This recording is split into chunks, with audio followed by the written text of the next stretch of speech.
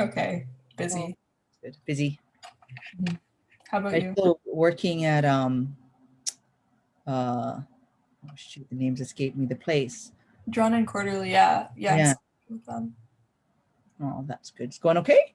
Yeah, it's going great. Oh, good. That's Yeah. good. Hey again, Amy.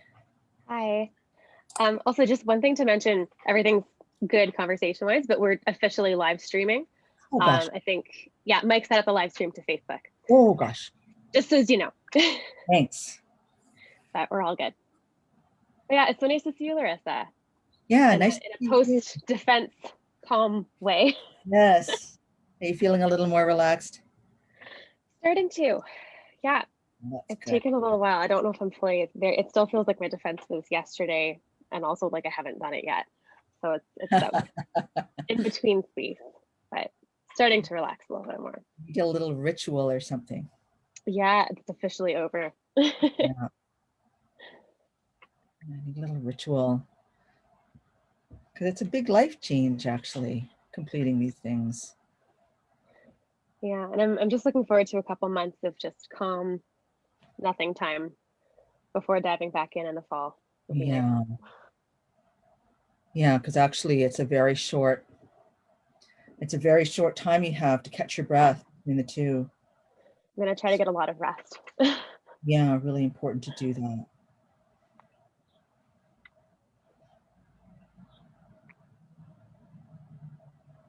I'm sorry, Amy, I'm losing track of time, but did your Gordon Hill book come out before the pandemic, or was your book also a pandemic book?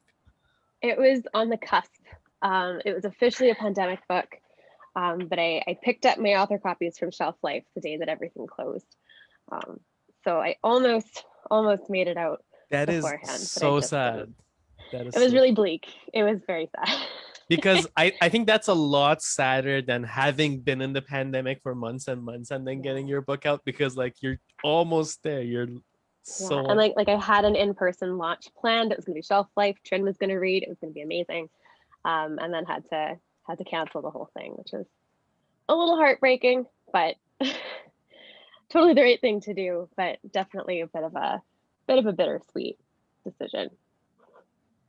And there were no. Yeah, I love your book, by the way. Congratulations on your collection. It's really stunning. Mine or Larissa's? Both, actually. I was talking about yours, but Larissa's is also stunning. They're both incredible. Yeah. I also really love Larissa's book. It was amazing. Thank you. Oh, also, sorry. I also really liked your book. I think I reached out to you when your book was out. It was great. It was so great. We're Gordon Hill buddies. You're talking to Amy now? Yes, Amy. Sorry. We have, yes. I didn't want to say thank you in case it wasn't me. Yeah. Thank you, though. Yeah, no, Gordon Hill, they do such a nice job on their books and everything. Yeah. So if I had to have a pandemic book, that was a great press to be with.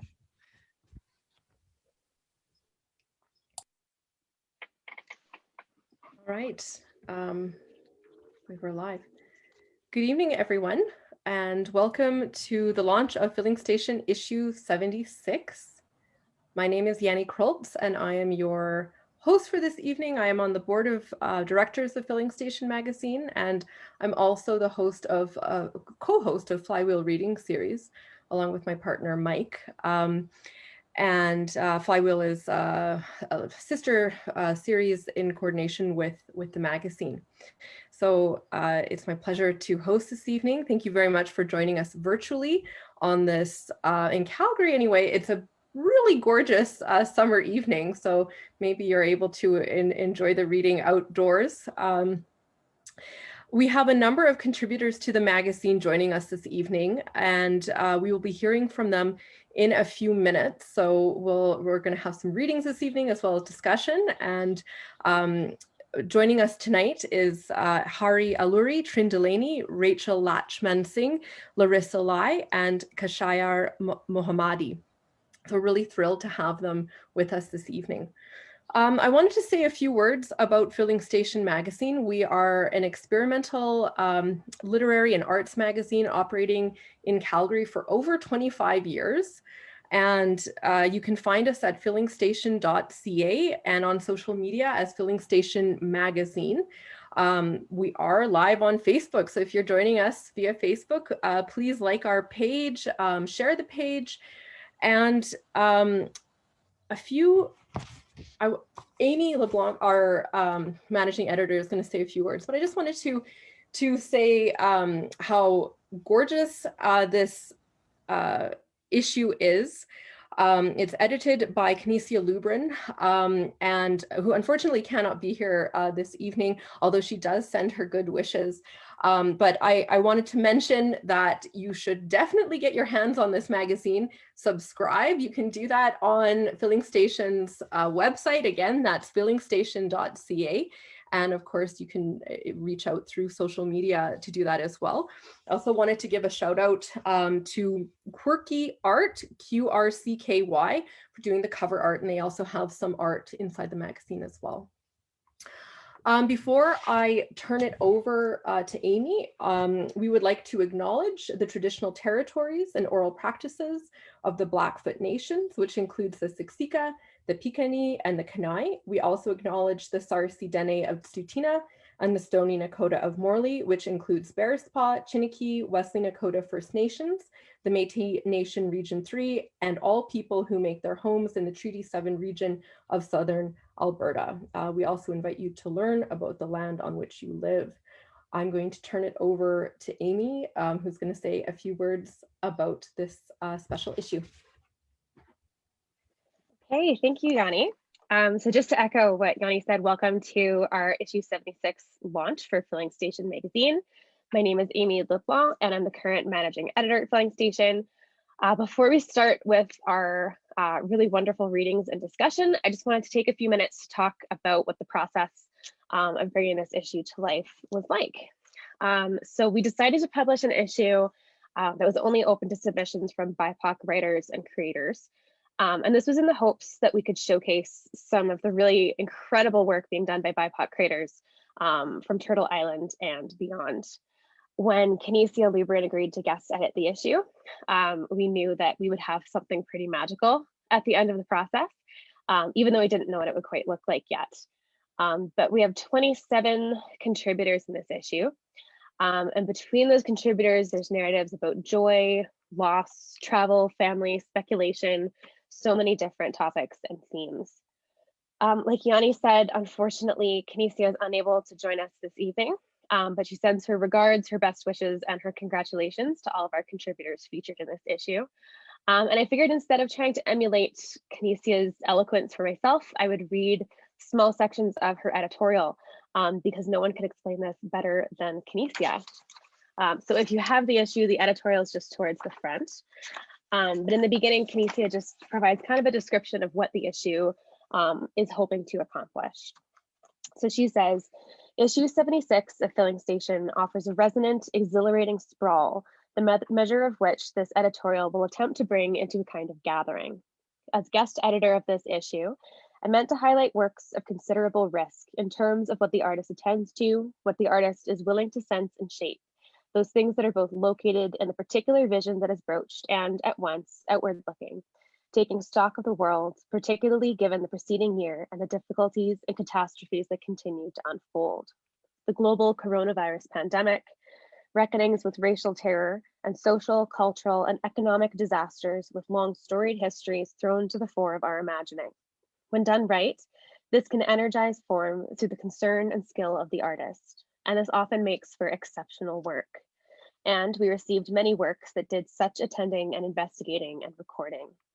Keenly aware of Filling Station's own experimental aesthetic vantage, I remained willing to be led to the forms of the work that would make this issue, since the aesthetic risks that minoritized artists take regularly blur and even eviscerate neat aesthetic margins.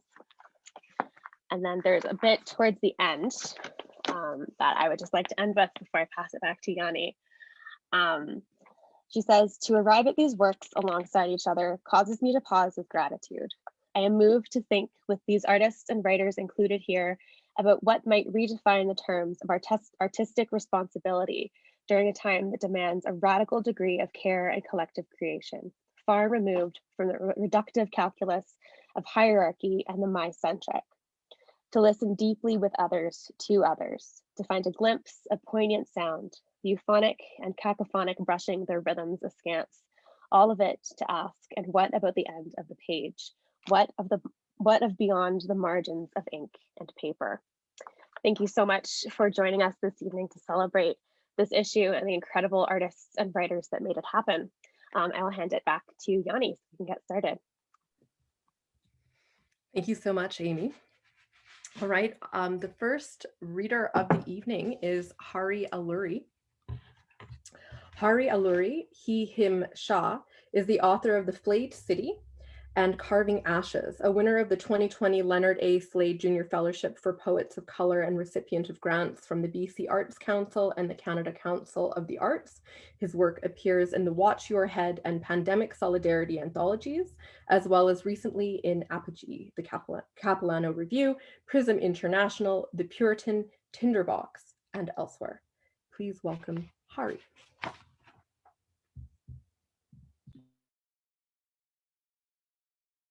Thank you. Thank you so much for that wonderful introduction. I'm so glad to be sharing this space with folks and can't wait to hear everybody read. Big thanks in absentia to Canisia Lubrin as well for selecting these poems to get to share space with you. I'm just going to share really quickly a temporary location of my the pieces I'm going to read right now, in case that helps anybody. I'll read very quickly two pieces. The first one hopefully will contextualize the second. The second is in this beautiful issue of Filling Station. Narrative arc, Ekalavya chant, after Sherwin Bitsui, after Douglas Kearney. Ekalavya, an adolescent hunter turned away by Guru Drona, teaches himself to wield a bow. When he is found out to be a better archer than any of the Guru's princely students, Drona demands the boy's thumb as tuition, and a content warning for that moment, which will show up again later. I aim, I aim, I aim, I aim, I aim, I aim, I aim, I maim, I maim, I maim, I maim, I maim, I'm aim, I'm aim. Guru Dakshina, the teacher's fee, which shares interpolations of the Isley brothers and is written in the voice of Arjuna, a character from the Mahabharata, and with thanks to Filling Station. I'm gnawed at by the vision of a feather-fletched bouquet blooming in my hunting dog's maw, flinching me, gnawing like this jungle at the premise of my royal blood and archery feat beyond my imagination. Behind it, your low-born smile. Your smile, Ekalavya, strikes within, the way it hides a flinch, wide as my hound's jaws held open by your aim. I ask who your guru is. You smile, claiming I flinch again, my Guru. He promised I would be the best because my Guru Drona is the one with the greatest debt. What he owes my Lolo for giving him a kingdom we took together to punish another's promise broken. I knew what I must do. Hound my Lolo Bhishma, who hounds the Guru, reminds him the gnaw of a kingdom he too can lose. He must make my peerlessness impossible to question. Now Drona stands in front of you, and I, his favorite, stand behind him. Can you smell my shame? Of course, Hunter, you can, my prince's shame, even if you do not. Even if you do what my Guru is about to tell you to, I will always know what you were, a better archer than me. My Guru, can you discern his from mine, his shame at meeting a boy better than the student he's given his best instruction, a boy he never gurued, a boy beside a statue, your statue of Drona, a better guru than he, a boy at knees, offering him thank you with no irony. Gratefulness is the cruelest thing. Here is mine, that no one will ever witness your arrows in perfect flight, your fullest, a little bit softer now, prowess. If my Guru shrugs, not because, if you're my student, you owe me a fee. Ekalavya, You're the one with the smallest debt. I was there, scoffing, when Drona refused to teach you. When you asked for just a blessing, he raised his hand, the same pose taken by the statue you sculpted. It's perfect. I flinch. Drona's hand was raised a second, the statue's raised for years. I can hear the debt, the gratefulness in my guru's voice. In pay me your thumb. You hold your smile like shelter, all flinching aside. He will never embrace you unless you pull him a little bit closer. Surrender, knife blade to the flinch in flesh. Sacrifice the essence of 1,000 generations of chance. Give me the hero treatment. I will give a forest people. Keep me from scattering the population refugee by raising my brow a flinch. I beg you, you can turn Ekalavya, the Mahabharat, a little bit softer now. Your flinch, the epic's grip, the dripping, the blood, overthrown a little bit louder now. Your sentence, here, my guru, what you ask of me, I give you the only thing I want. Sever it, sever us from behind your smile, unflinching as the song you steal from God. Like when you flinched my hound dog's bark and bite with the quiet of 7 arrows. Keep what you love. Make me the gnawing memory. Your thumb no longer the shape destiny takes at the center of a jungle clearing. Thank you. Thank you so much. That was amazing. All right, our next reader is Trynne Delaney. Trynne Delaney is a writer currently based in Geojagé. Their writing consists mostly of musings about how we got here, where we are, who we encompasses, how to care in a violent world, and exist in spaces that are hostile to multiplicity. Read more of her work linked on her website, trynnedelaney.com. Please welcome Trynne. Hi, everyone. Thanks to Canisia and to the team at Filling Station for everything, and the other poets and writers reading. It's already so amazing. Hari, that was so great. I wrote a review for this issue of Filling Station, but I'm actually going to read poetry just because I find reading reviews a bit dry. So I'll start with one poem, and if I have time, I'll do 2. And just a content warning for this one, there is discussion of drinking very briefly. Park Underpass. Rush hour expects the best work behind us. These vehicles miss uprisings for deadlines. My siblings live in the tangerine gloam of underpasses, where metal lifts off itself and tree pulp pastes walls. Gasoline and dust reminisce burial. Yellow dotted lines ask, whose side are you on? While a false center resides in stagnancy. To stop here is to risk violent erasure, forgetting or insurgency. We are tied so tight to railway tracks, our bones break the chains. We pass under for communion with buried loved ones, astounded again by the impersonality of cars. They're here and then they're not, while we're still on foot, stepping into a different time.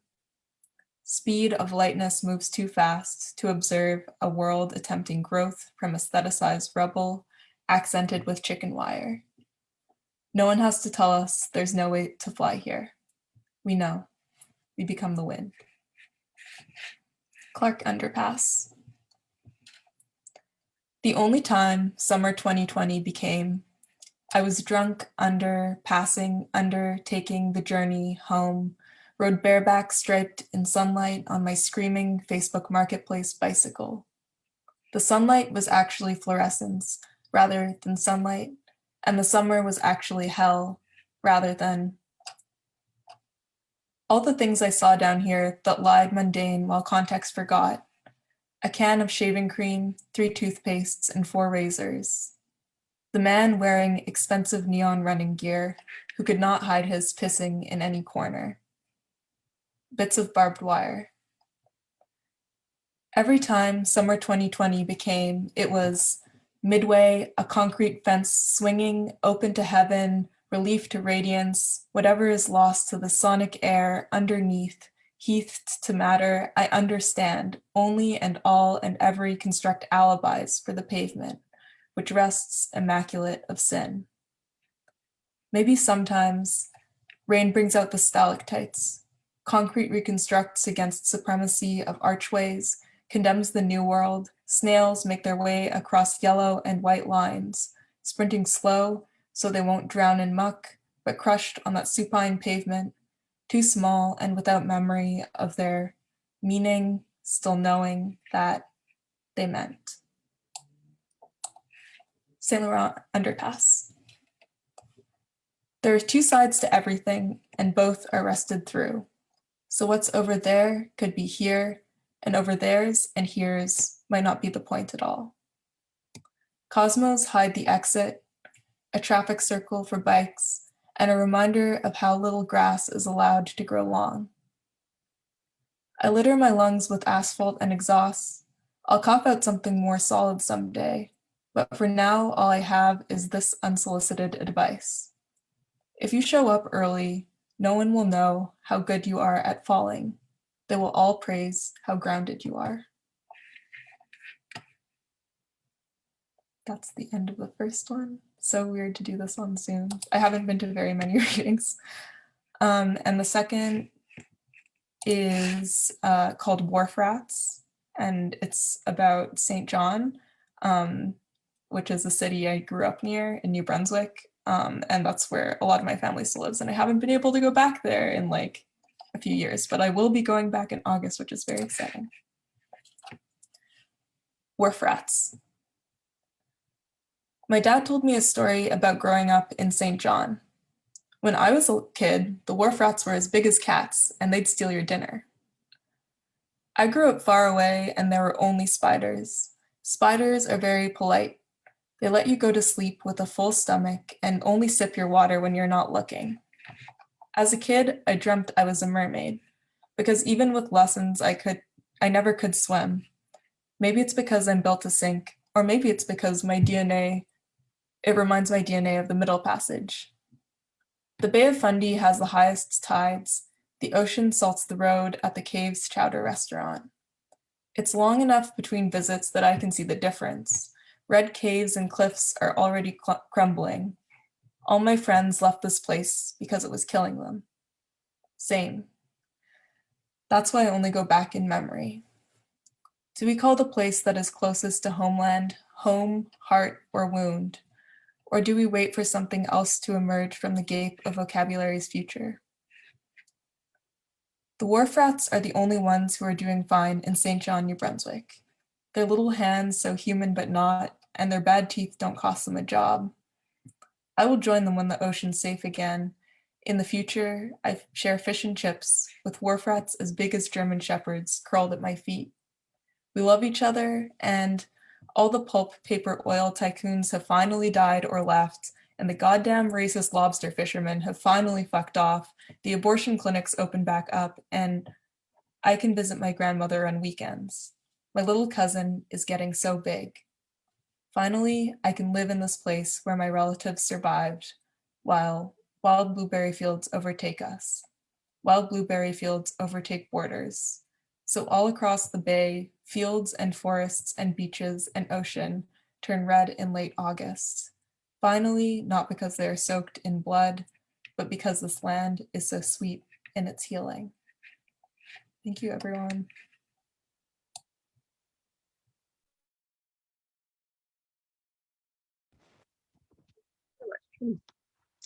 Okay, our next reader is Rachel Lachmansingh. Rachel Lachmansingh is a Guyanese-Canadian writer from Toronto. She is currently pursuing her degree in creative writing. Her work has appeared in Manola Review, Grain Magazine, the Malahat Review, Augur Magazine, Carte Blanche, and elsewhere. Please welcome Rachel. Hi, everyone. I'm so excited to be here tonight. I hope you can hear me. And today I will be reading an excerpt from the story that was published in this beautiful issue. It's called The Wolf Antelope Will Not Come For Us. I'm going to read the first scene, just a quick content warning for death, gore, religion, and there's some like slaughter stuff. So here it goes. The wolf antelope will not come for us. On the morning of the funeral, I skin 4 guinea fowls and hang them by the throats. Axel will be pleased. He's shown me 6 times already, and this is the first time I've done it right. Strong cut, he said, his fist roped around a writhing throat, bisecting the skin. After Rosa's body is lowered into the ground, I will serve the birds with watercress. A wolf attacked her, or maybe an antelope. Skewered by antlers or sheared by canines, no one can decide. 3 days ago, when Rosa's body was found in the garden, Axel held a meeting in the churchyard, and this is what he told us. The wolf antelope will not come for us because we are good. Rosa was tainted by the devil, do not forget. She stained her lips with beetroot and flexed her toes at schoolboys. Rosa was tainted by the devil. We do not have to be afraid. The wolf antelope will not come for us because we are good. Shu Farsi, Axel, now in the doorway. I go to kneel, hold out my hands as offering, but he shides me, says, "We're friends, Addie," in that voice, decadent like the 70% cacao chocolate he once gifted us girls, 1 square underneath our pillows. "Are you making Shu Farsi?" he asks. None of my ingredients indicate Shu Farsi. A cheesecloth bundle of fresh blackberries, a rasp of olive oil, 4 sprigs of thyme, 3 bunches of squirrely watercress, and a bushel of walnuts. Yes, I say, Shu Farsi. May I shell them? My brows knit. Pardon? He points to the walnuts still husked. He grabs them off the counter before I answer, tosses one midair. The walnuts. I slit a handful of blackberries in half and watch as he tosses another walnut, catching it between his teeth this time, his saliva buffing the bumpy surface. Axel has perfect teeth. It is what us girls always talk about in our cabins when the last lantern has been blown out and quiet hours silence the vague rustle of grass from the field. Rosa spoke the most about them, how she knew Axel's teeth intimately. She liked that word. Her relationship with Axel was intimate because he showed her how to gel his hair. His scalp is nearly fringed chiffon, she'd whisper to one girl, who'd whisper it to another girl and another until it was whispered to me. I've touched his wrists, she'd say. Axel does not seem sad, she is dead, and I should not be sad either. Death is supposed to be unfeared in the gates. Rosa will meet the Lord by tomorrow's sunrise and gorge on whatever she wants. Axel has made sure of it, said he'd reckoned with God for lenience. Our merciful leader, our bearer of truth, our path toward salvation beyond the gates. Still, I look for it, a ribbon of grief in his face as he tosses walnuts and catches them in various body parts, his palms, his ears, the crux of his elbows. Are they prickly? He asks suddenly, walnuts puffing his cheeks. I stare. I should not stare. We are not to stare, but I stare. It takes me too long to realize it is the blackberries he asks about, my hands mushing them to pulp. My grandfather taught me walnuts are the brains of the nut world, he says, still juggling and catching the walnuts. They're pretty, aren't they, Addie? Almost perverse. Imagine if we exposed our brains like that. I should chop the blackberries. I should toss the salad, or better yet, find a recipe for Shu Farsi. But my hands are inanimate, bloody with fruit. I wonder if Rosa was bloody when they found her, dead in the garden fountain with her hair curled and coal scoring her eyelids. A disgrace in the gates. I thought maybe she was dangerous. Axel retrieves another walnut. This time he reaches for a paring knife from the block, and I'm almost convinced he'll catch it on its very blade, but instead he sets the knife down. He says, I thought that was curious. Don't you? Walnuts are the brains of the nut world, and yet he retrieves the knife, pierces the shell of the walnut so hard it breaks in two. They're so delicate. Isn't that something, Addie? Poor walnuts. The blackberries will not be salvageable now. Axel peers at the guinea fowl, runs his finger against its skin so it crimps. After a moment, he withdraws, and a single feather pokes between his knuckles like a flag of surrender. He blows on it, but it stays put. You're a special girl, he says, stares at the feather. You know that, Addie. You've got the touch for decadence. I blink when Axel puts the feather in his mouth as if it's an olive, a stray cube of pimento. His jaw cranks, those straight molars grinding. His hands relax at his sides, his soft, strong hands us girls imagine braiding our hair and resting on our cheeks. On his way out of the kitchen, he pats me on the shoulder, still chewing. That's it for me. Thank you so much. Thank you very much. Okay, our next reader is Larissa Lai. Larissa Lai is the author of 8 books, including the novels Saltfish Girl and The Tiger Flu, and a new poetry book, Iron Goddess of Mercy, from which she read at Flywheel last month. We were very lucky to have her.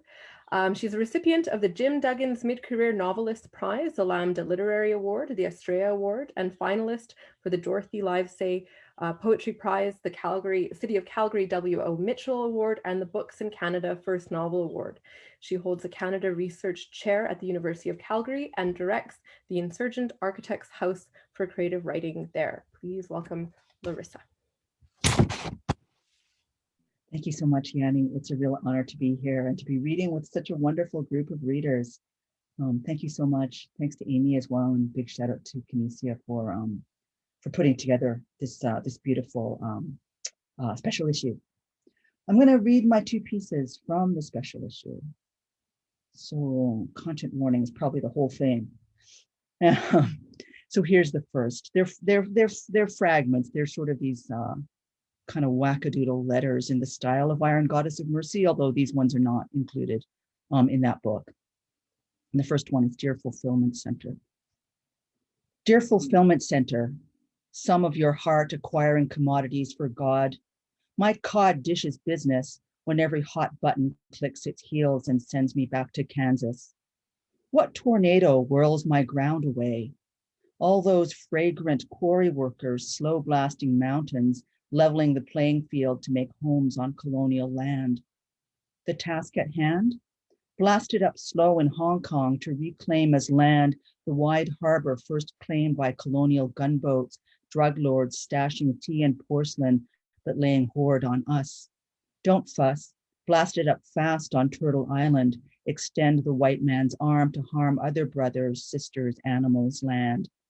Can of salmon, iron chink, still placed above Sinxian, Haida in the hierarchy of who fishes, who guts, who cuts.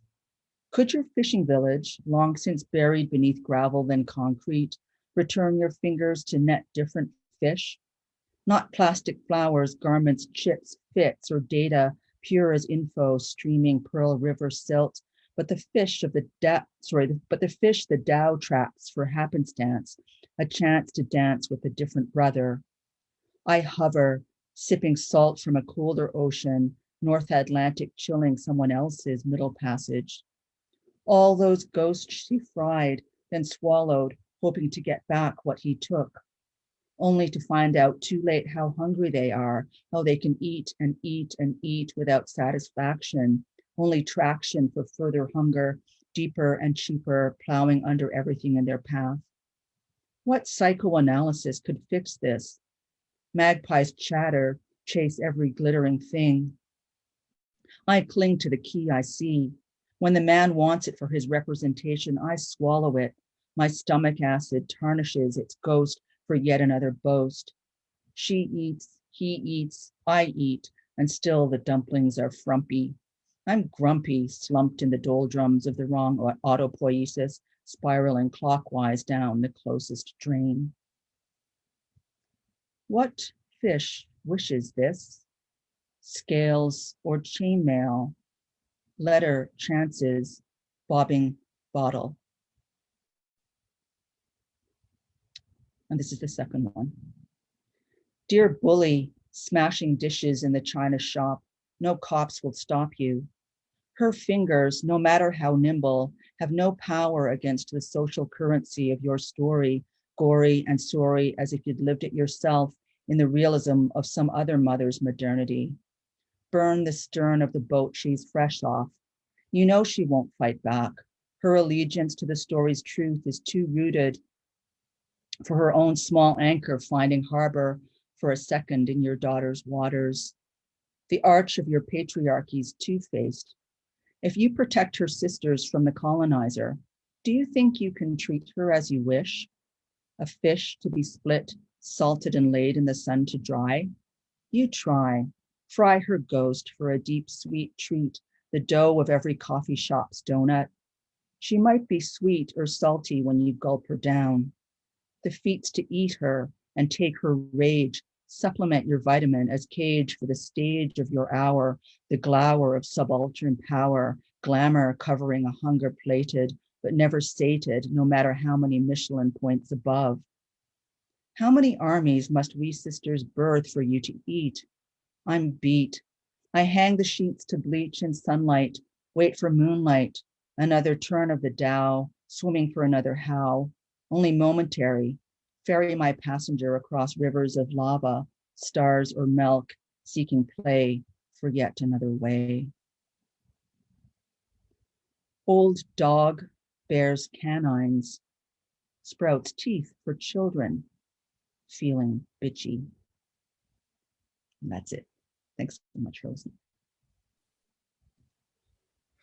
Thank you very much, Larissa. Okay, our final reader of the evening.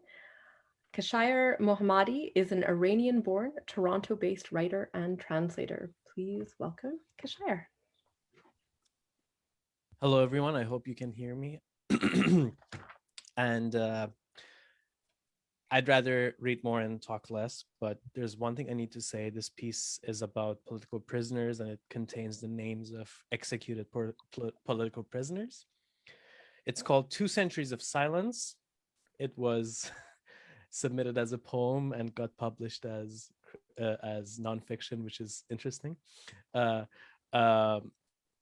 It's called 2 Centuries of Silence, and that name alludes to the term coined by Abdul Hossein Zarrinkoub, a historian that I highly disagreed with. He is someone who has, sorry for the big preamble, but this needs to be said. He's someone who has coined this term for the first 2 centuries of cultural inactivity past the Islamic conquest of Persia. And he's someone I don't agree with, but this is his term. So it's called 2 Centuries of Silence, or How I Became a Reliable Narrator.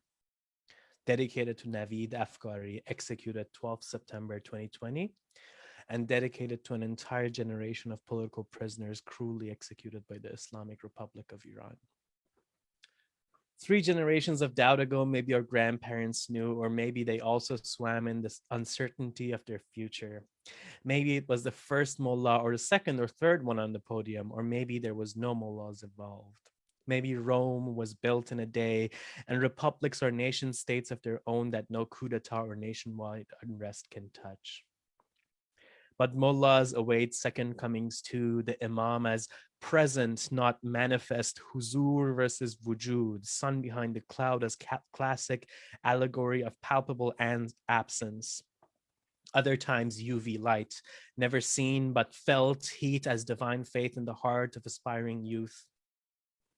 But there are tales of ancestry before and tales of the most gloriously imperial. Shah with a pomegranate flower playing, the nation loves me, the nation loves me not. And voices diverge on European relations. After all, the youngsters love their French clothing, and an international music festival just might do. A loves me not at the throat of a colony, a sunrise soon to be without the sword wielding male lion, the imperial emblem held dear. And maybe 2 generations ago, there was some dispute over some oil, and maybe Mossadegh stepped up and was a man of the people, or first democratically elected, and voices keep saying, was he really? With liberation doves flying over the Majlis yelling, coup. Coup, as in installed government, as in Mossadegh in the courtroom getting yelled at for sitting in the British Prime Minister's seat, getting yelled at by the judge. You think I don't hear your objections? How do you think we feel, a nation overtaken by squatters who don't even acknowledge our objections, he said. As in present but not felt, like colonialism in oil-rich Iran. No dogs or Iranians on our own streets, as in live free as long as it fills pockets out west. Mossadegh taking back our oil, but let's another generation or 2. And maybe a generation ago, our parents really saw liberty in Islam. The youth are in basements reading Quran because it's the right color for rebellion this year. You may grow up and tell your children otherwise, but this is how you arrived at the maybe. How many generations guessed that your future to manifest the sunlight behind clouds felt only as heat on the skin? Too much causes cancer. And when the flag changed, Allah replaced the sun. From invisible but felt to absent but looming, the binary of despotism, shahs or mullahs. And maybe this generation, Islam's out of fashion and rebellion's outdated, and 3 generations of distrust land on Western shores to scream foul play at Islamic government. Christians make banners of it, marching, and now your grandma can't wear her hijab on the streets of France, even though you ran away screaming liberty. Another forced unveiling, the clouds stepping aside to manifest an isn't forced unveiling as cruel as the forced veilings back home, or the Shah's forced unveiling before. History has a knack for repeating itself, all futures foretold in self-fulfilling prophecies of power, the sun appearing and disappearing off the flag, like the premise of a second coming of Mahdi. And this generation, we waited second comings each day, 12 years of the young pouring into the streets, killed, chased, poisoned, fake confessions under tortured and silenced, executed, an entire nation's dirty laundry aired on national television, the youth not heard till dead or fled poverty year by year, the mullahs who raped and pillaged and piled up treasures while the lower classes disappeared from news coverage. Nationwide unrest and the televisions tuned to religion 24/7. A generation made invisible by omission, voices raised to silence screams or screams silenced to setting suns. Mustafa Salimi, Abdulwasit Dahani, Hedayat Abdullah Pur, Hossein Habibi Shahri, Diako Rasulzade, Saber Sheikh Abdullah, Mustafa Salehi, Navid Afkari. 3 more await death. Muhammad Rajabi, Saeed Tamjidi, Amir Hossein Moradi. Invisible silenced your words echo, your plight for freedom, the residual heat of your dissent. Dear reliable narrator, after 2 centuries of silence, was it Islam who spoke, or was it you? Thank you.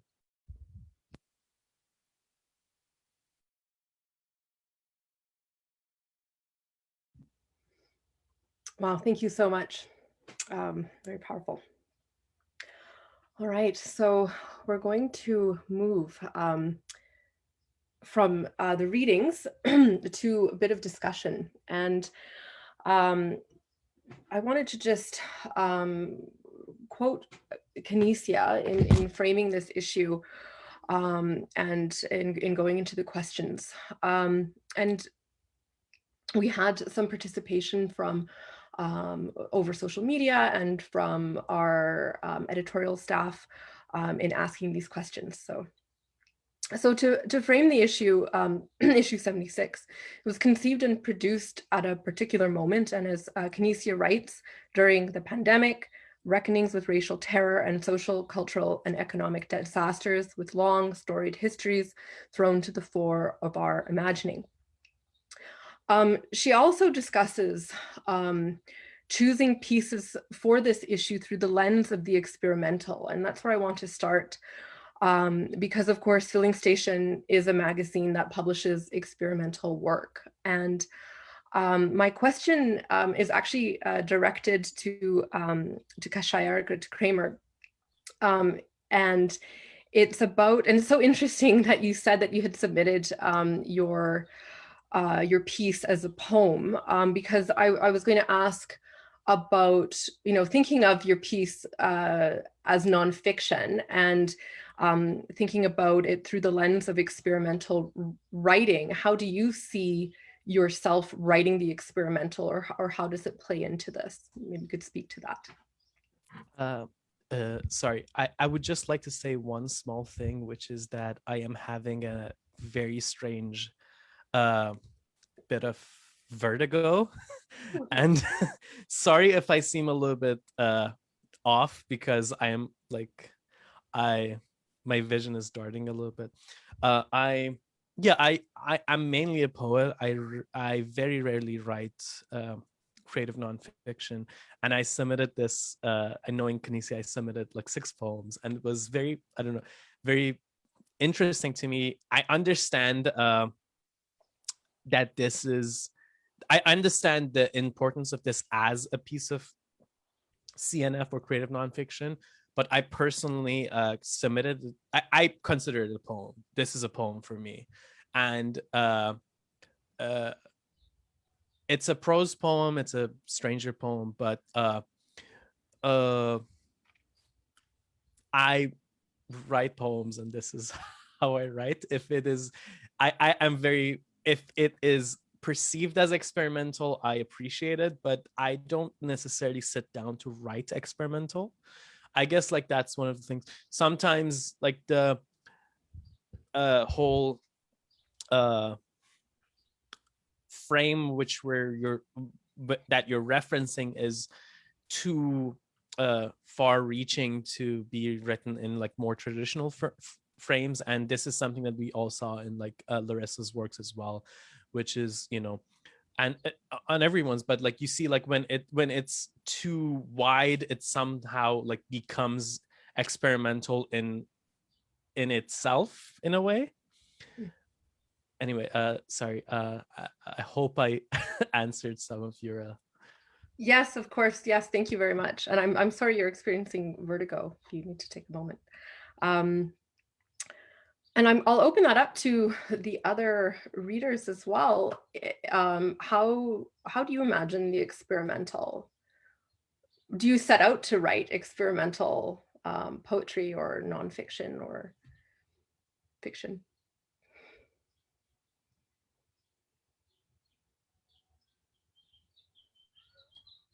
I will ask. Oh, go ahead. Sorry. I can just say once, just a small thing, which is, I mean, I love that that moment about the material calling for the energy of the piece, and I think I set out to surprise myself, to find something there that I didn't know was there on the page, or in the process of the writing, and I think that's where the experimental comes alive, is in the process of either searching for different ways in which the piece might want to be embodied, to search for different ways in which the sound might end up dictating the meaning, to search for different ways in which, again, a piece like this, the piece I shared today, the pieces I shared today specifically are, you know, reimagining, telling, attempting to contend with an ancient myth that is like that it itself would have been written in a very, very specific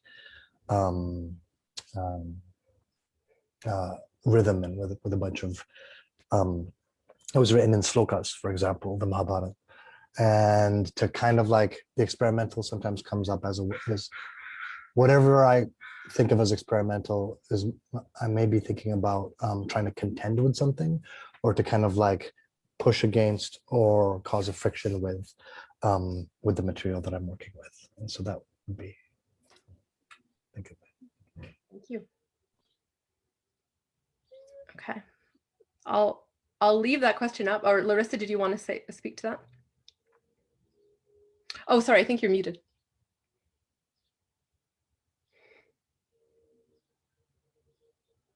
Oh. Hi. Oh, there you go. I could jump in, I guess. So just in terms of thinking about what the experimental might be right now, because I think we're coming through a moment, you know, where a certain high formalism is slipping away from us. And I'm grateful for that, actually, because I think for me, in the first instance, my commitments are social, but of course, social commitments are not, you know, not separate from experimental ones. And so if there's something I think about as experimental, I suppose play with language is one thing. The seeking of a certain, a multiplicity of meaning in language, rather than kind of aiming for a monologic, for a kind of a linear way of coming at what language is supposed to do. And that seems to be valuable and to matter to me. And then also for me, that whole strategy of the paratactic, you know, of putting very unlike things side by side to see what the effect is of juxtaposing odd things. And then trying to break the grammar and make the grammar do something other than what we're taught in school it's supposed to do. Because for me, that's a way of, you know, fighting down the white man and fighting down the patriarchy, is by, sure, because this was the language I was assimilated into. And there's no reason why I shouldn't call it mine, but I don't need to use it the way I was taught to use it. And so for me, there's a kind of experimentalism there. At the same time, there's a kind of return to, I don't know, a shifting sense of self. So those are some of the things that those are some of the ways I'm thinking about what it is now.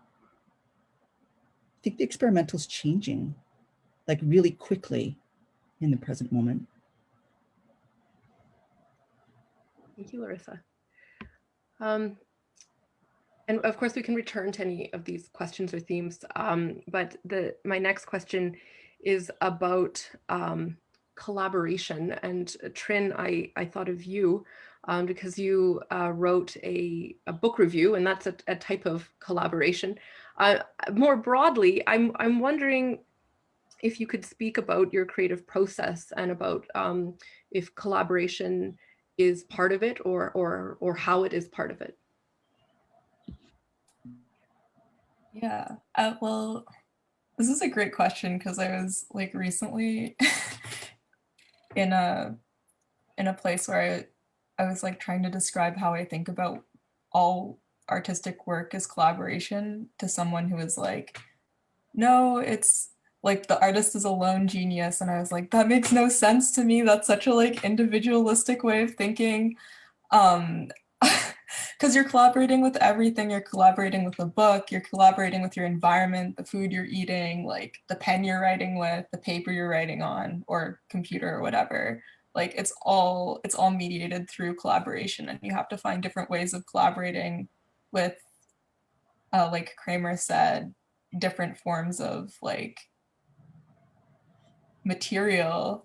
So I guess that's kind of how I think of collaboration. I think of everything in my life as a collaboration.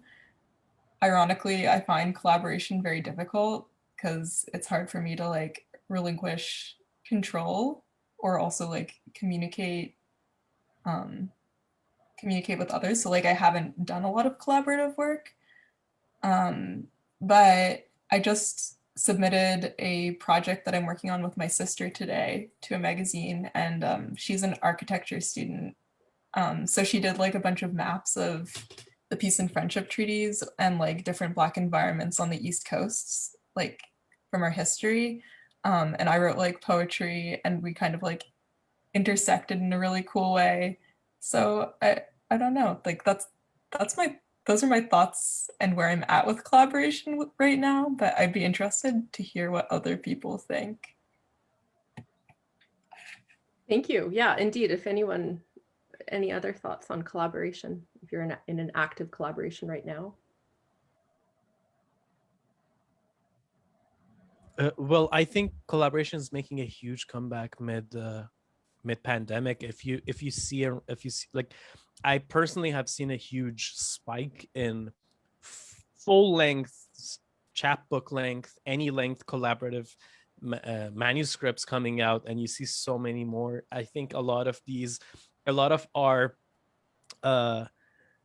griefs not being able to be like, I think a lot of our grief was being pushed aside by our daily lives, and being forced inside and forcing it into our minds has forced us to share, like finally open up, share our grief. And a process of that for a writer means a lot of like, for me personally, I have like done 4 full length, I have done 4 long collaborative projects, and it wasn't any way of like creating something. It was just me sitting at home being like, I'm not sure if I can handle all this grief, and maybe if I bounce it off someone, I can handle another day of this. And then it ended up being like an 80-page manuscript with someone that I highly like appreciate and like love. And I personally think collaborative writing is making a huge comeback and a huge spike because of all this.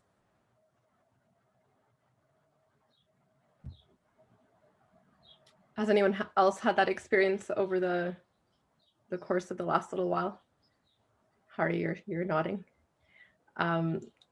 I had actually, my next question, maybe I'll just segue into that, is about the pandemic. And it is actually, I was going to ask Hari about it. I noticed in your bio that you were part of an anthology with the word pandemic in it. So I assumed that it was probably about the pandemic. I'm just wondering what your writing process has been like during this time, how it's impacted you. I know that's a very broad question, but if you could perhaps speak to that. Thank you. I just want to like big up everything that Trynne said about collaboration real quick, and just like, you know, if we're poets, we're working in language, and if we're working in language, whether we're, you know, trying to overthrow it in some way or break against it in some way or transform ourselves through it in some way, you know, that there's a collaboration alive in that for sure. And so too for prose working in language as well. I just want to shout that out.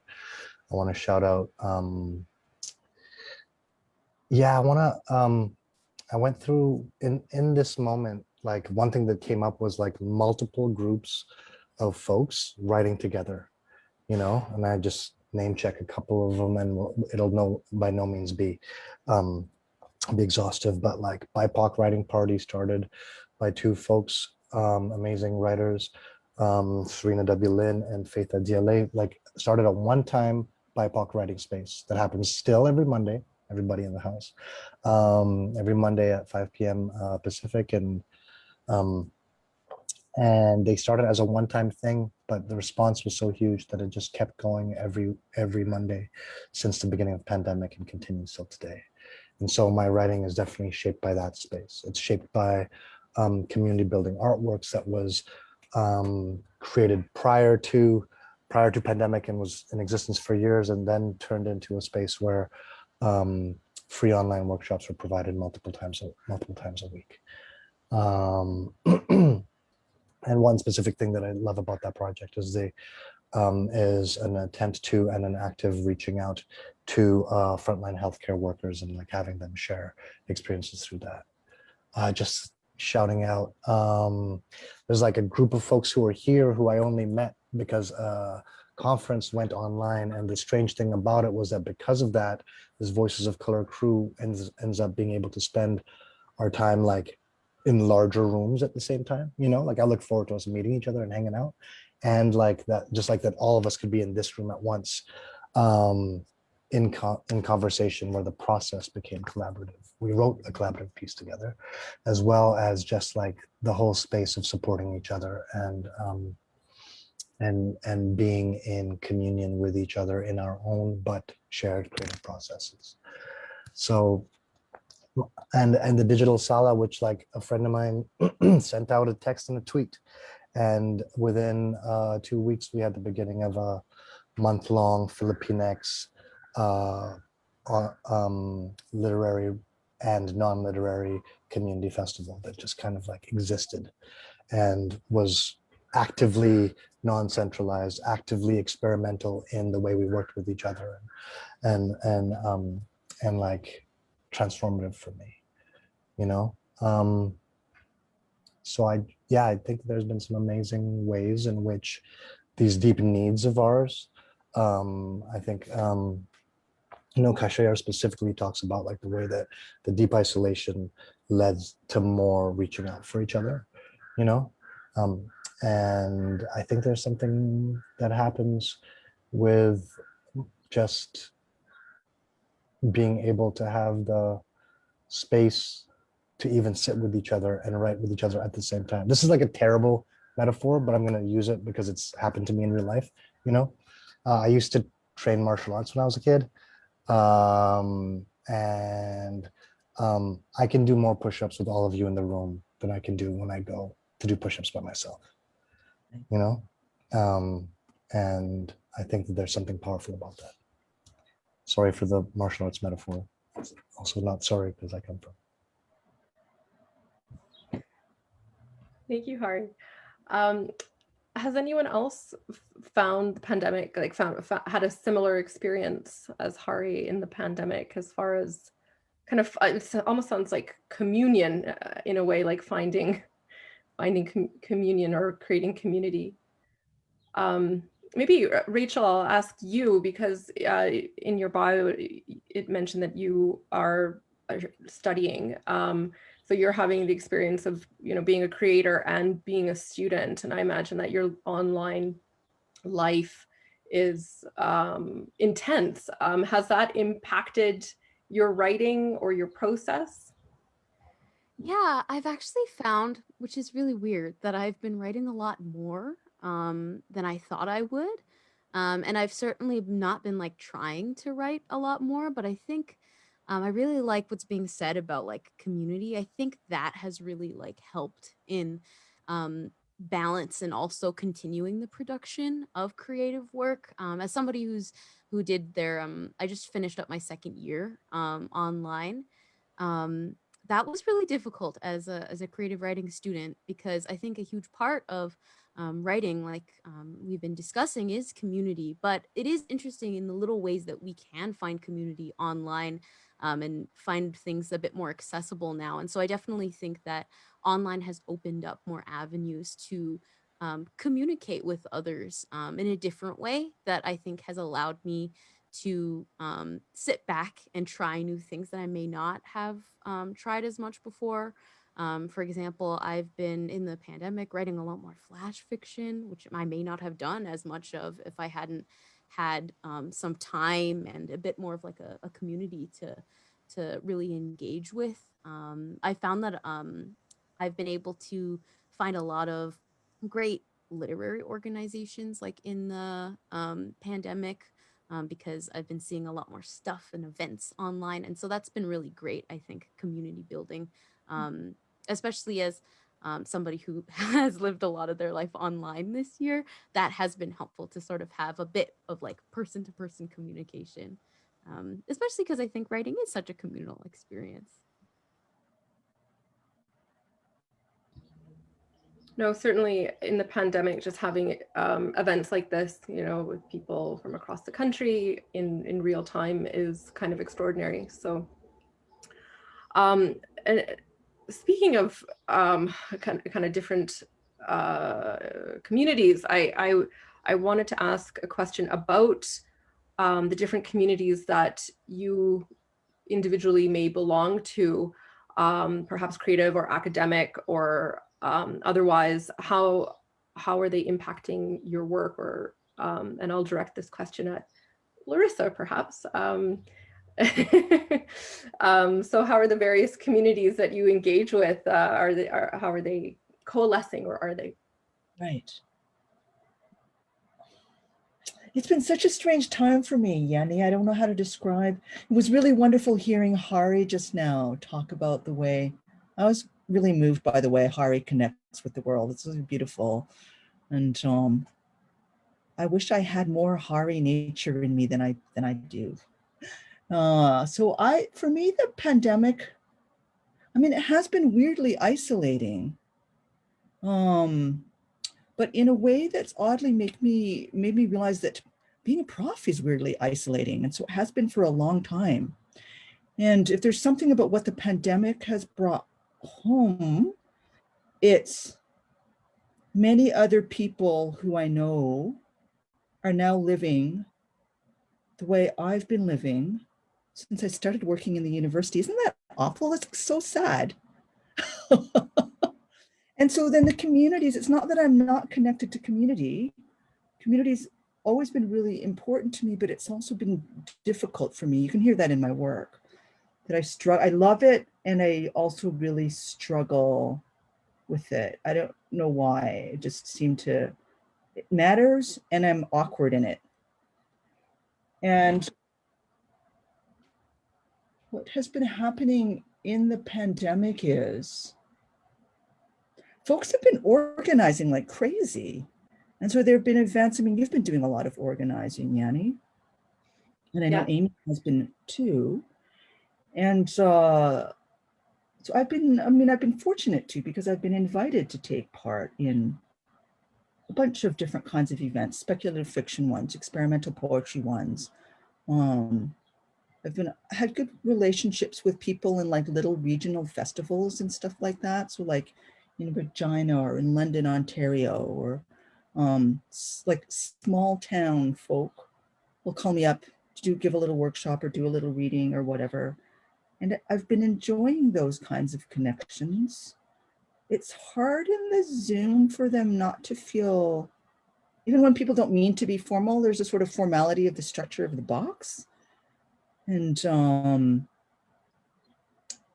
yeah, so it's been odd. I feel like the shape of my world has really shifted. Like it's so much easier to go to things all over the world. I have a bunch of colleagues in Europe as well. Like I've met this young man who works for Cappadocia University in Turkey, who's invited me to do a couple of things. And so I've been making like neat connections like that, but they're wonderful. They're quirky and unexpected and international because it's possible on Zoom for cheap in a way that it wasn't so much before the pandemic. So it's been curious. It's been like, there've been these sort of lovely kind of crystalline moments of connection with people, but on the flat screen, and then remove, and being here in my, sort of semi-suburban house in Calgary near the university, and getting my groceries out of a big box, supermarket. And it's been very odd. It's been a very odd time. Not horrible, just strange.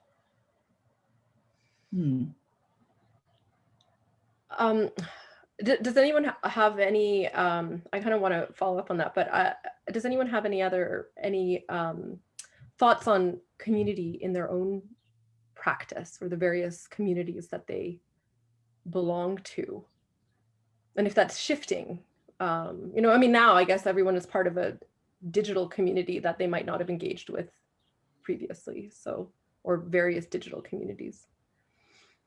I guess just holding that in our minds for a moment, we are, fingers crossed, right? We're exiting this pandemic. Things are shifting again.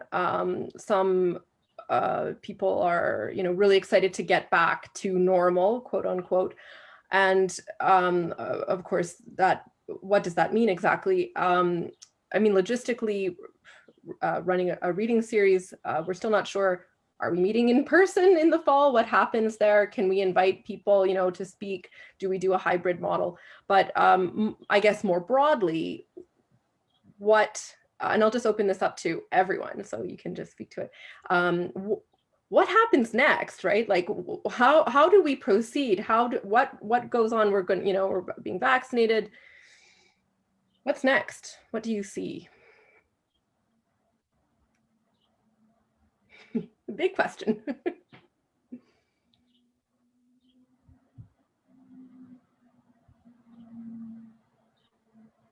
I think I'll say a little something, which is that I think I may out myself as someone who has had a lot of privilege before the pandemic, but I think the pandemic has been such a shaving away of artifice that no matter what happens, no matter if we get on the exact same path that we were pre-pandemic, we will never forget. There are things that we will never forget. There are things like I perhaps was, there are things that were done to the masses, and there are injustices done in these horrible, times that we will never be able to forget. And there's so much is gonna come. I don't know what's gonna happen to writing. I'm thinking a little bit bigger, which is that what's gonna happen to people when they come out of this and realize how unfair everything. Like, it's not like, I'm not saying people did not know that, but it was the point was really hammered home through all these months and months and months and months of no help and minimal slacking where we're going to come out of this and we're going to come out hopefully more rebellious. We're going to come out hopefully more angry towards a society that proved to us, like it was, I feel like, at least for me, I think it was always like a hypothesis that was completely proved to us that like we just don't matter in a way. And I think society is going to be a little bit different after we come out of this. I don't think we're going to be the same, having seen and proven to that we don't matter as like working class, as artists, as so many people. I'm not singling anyone here. There are so many people, except a few, that were proven to that we don't matter. And I don't think we're ever going to be the same.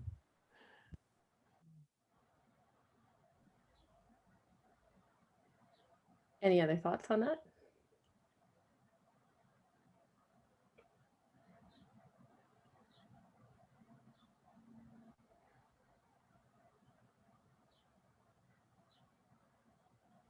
Well, Are you optimistic? Oh, go ahead. Oh. Sorry. Please. Oh, was somebody else? No, I think Larissa, please go.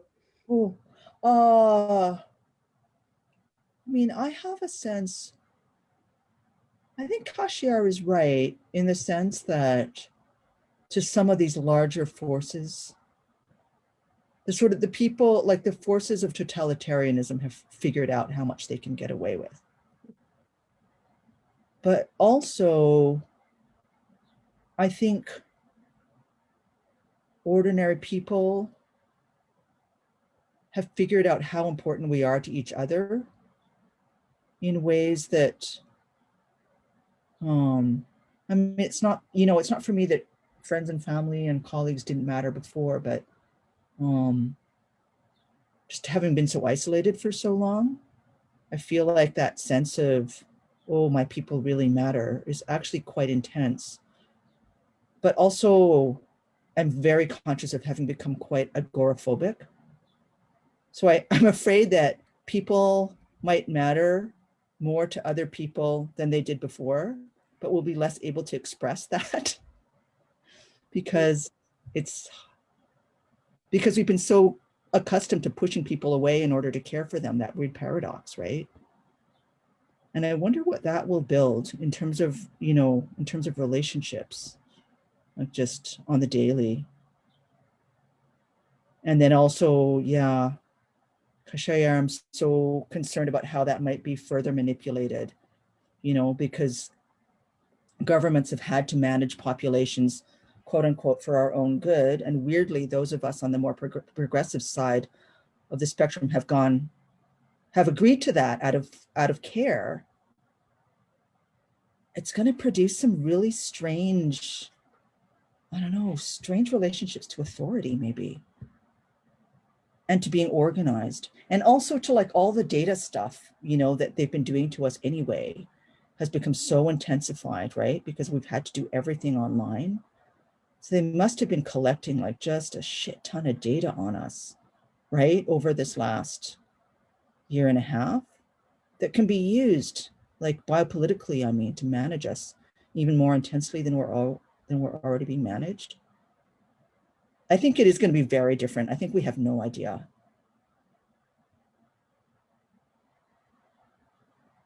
It's going to feel very weird.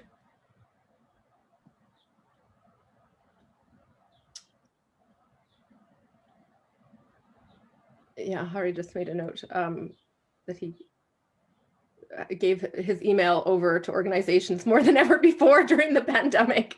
Indeed. Yeah, just take it, right? So yeah, I'm coming to the Zoom event. Here's my email again. Here you are with my info. Yeah, for sure. I do hope, like, at least in the smaller, in moments like these kinds of things, I do hope that we do have some kind of version of a hybrid model of meeting each other, I mean, a literary gathering at least, because of, I mean, the distance I have to, like, some folks in this room are in Baltimore and LA, and I wouldn't know them otherwise. And some folks in this room are on the other side of the coast, and I wouldn't have shared space with you otherwise. And then there's also just, you know, physical ability and accessibility, and like my, you know, even in the middle of all of going to more events, maybe some weeks than I even do in real life. Many times when the couch and the rest and the folks in the house, in the apartment and home that I'm building needed just to be with each other, you know. So I hope that there's some kind of way in which we, and I'm really hearing this, like this future strangeness, this current, past, and future strangeness that Larissa's talking about, that has me, you know, you know, what I do not know about what will happen next can fill a very large space. I do have some small hopes about those moments, and yes, about the rebellions, and yes, about the ways that we, like, one of the care spaces that is, or like thoughts and or notions that has come up more, I think, in this time than I've seen before is rest, like rest. And if I hope we carry like rest forward into the next thing, because I need it often, whether it's from, you know, we have the phrase Zoom exhaustion now, you know, and needed it more than I allowed myself to need it before pandemic. So I'm just thinking about that. Mhm. No, indeed. I'd like to open it up. Any thoughts,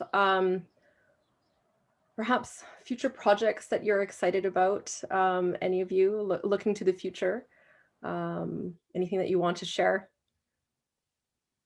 And also I'm all about rest. I think that's radical, actually. Rest is so important and not taken seriously. So hopefully we can rest. But yeah, any projects or anything, something that you're looking forward to, something big or small?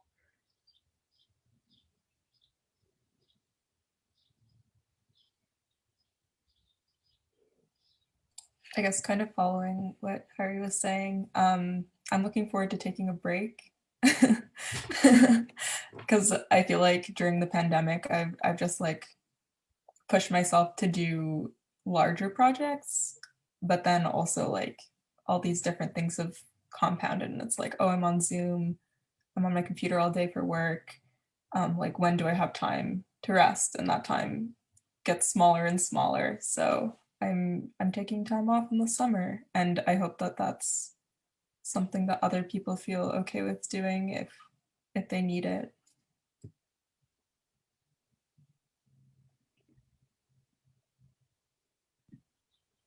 All right. I see a lot of nodding there. I think everyone can agree. So I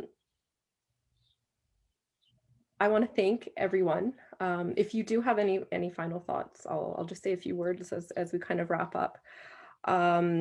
I want to say a huge thank you to Canisia Lubrin for putting this issue together. Truly, thank you for her efforts. It's extraordinary. Do get this magazine. You can get it through your local bookstore. You can get it online. Message us. Yes, there you go. Hari is holding it up. It is gorgeous. So again, and huge thank you to the contributors who came online tonight. It was an honor to host you and such a pleasure to hear you read and to listen to you speak. A big thank you as well to Amy, our managing editor, for helping to facilitate this issue, to our section editors, to the collective at Filling Station, because this magazine is a collective effort. And I want to thank our audience members as well. Thank you for being here.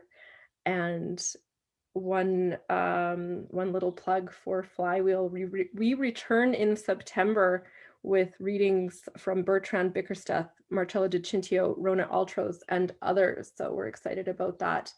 And I think on that note, I wish you all a very restful evening, and thank you again for being here in this space. Thank you.